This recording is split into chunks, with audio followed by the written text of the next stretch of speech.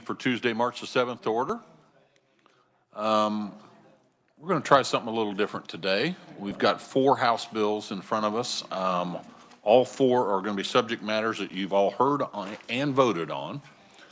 And so I think what we'll do is we'll go through each one. We'll have Eileen give a quick bill presentation on them and ask questions. And then once we get through those 4, I'll invite Eric to come up and make any comments he wishes on the 4.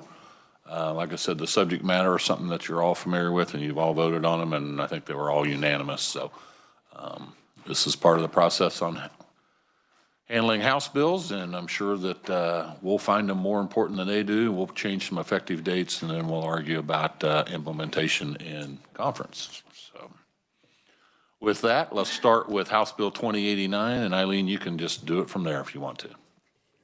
Part of the goal here is that those of you who wish to participate in the tornado drill at 10 o'clock can if we're not adjourned by then. It's a statewide tornado drill. Go ahead, Eileen. Thank you, Mr. Chair. As you mentioned, all of these bills are House bills that we have heard before, and the House did not make any changes to any of them. So they are identical in nature to the Senate versions. So House Bill 2089 is the House version of Senate Bill 17. This bill modifies the requirement of prepaid service plans to provide a list of all individuals who solicit memberships on their behalf to the insurance department. The bill discontinues the annual registration fee of $2 per individual who solicits memberships on behalf of a prepaid service plan. The bill changes the reporting requirement from a biannual to an annual basis at the time the prepaid service plan files to continue its certificate of registration. The bill folds the amendments to the registration requirements into KSA 40-4209, and as those requirements get folded into 40-4209, the bill repeals KSA 40-4203, where those requirements are currently residing. House Bill 2089 was passed unanimously by the House Committee of the Whole on February 21st of 2023. Thank you, Eileen. Committee, are there any questions on this bill? Okay, seeing none, we will go to House Bill 2090. Thank you, Mr. Chair. House Bill 2090 is the House version of Senate Bill 27. The bill amends KSA 40-4905, 40-4906, and 40-5505, and this is about the fees charged by the insurance department and giving the Commissioner of Insurance the ability to set those fees with an upper limit provided by statute. So 40-4905 is the resident insurance agent licensure statute. Currently, there is a flat fee of $30 that is non-refundable that a person applying for that license needs to pay. The bill would change that to a non-refundable fee not to exceed $30. 40-4906 requires that a non-resident person who is applying for a non-resident agent license pays an amount of $50. The bill would change that to a flat fee and an amount not to exceed $50. And then lastly, 40-5505 is the public adjuster license statute, and currently, the people who apply for that license are paying a flat application fee of $100. Again, the bill would change that to a fee not to exceed $100. And as a condition of this change, the Commissioner would be required to set the amount of those fees by December 1st of the year and then publish those fees in the Kansas Register.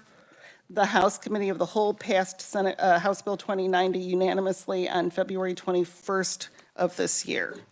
Okay, committee, any questions on House Bill 2090? Senator Dietrich. Thank you. Thank you, Mr. Chairman. Did this go on the consent calendar? I thought I saw that in the notes. Was it? Okay. Thank you. Any other questions on House Bill 2090? Okay, let's go to House Bill 2094.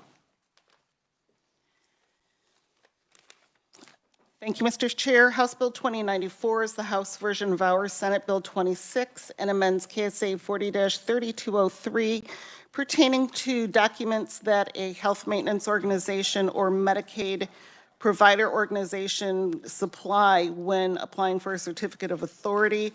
This bill amends documents and the timing of those documents required to establish fiscal soundness. If you take a look at the brief, it has a chart on it that shows the current law provision, and then in the other column to the right, what the provision has been amended to. And the House Committee of the Whole passed House Bill 2094 unanimously on February 22nd.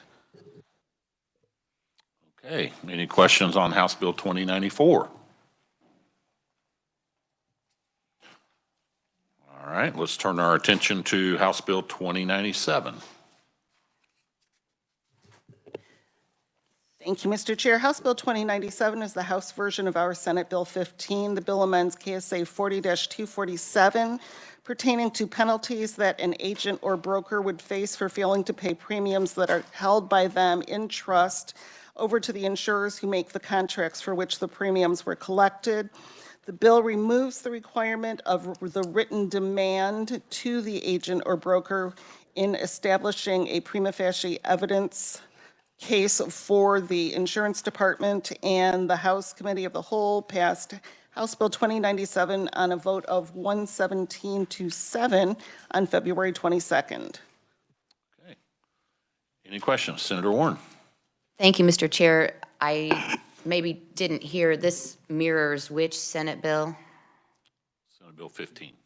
15, and what happened to Senate Bill 15? Did it? Passed it, I believe unanimously.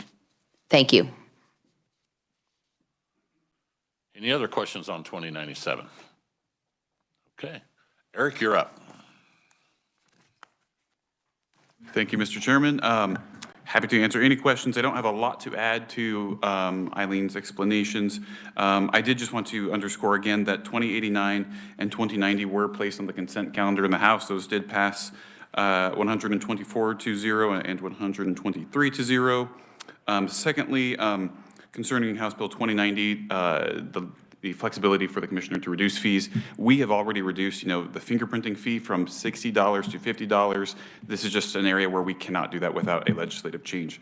Thirdly, on 2094, I believe Eileen mentioned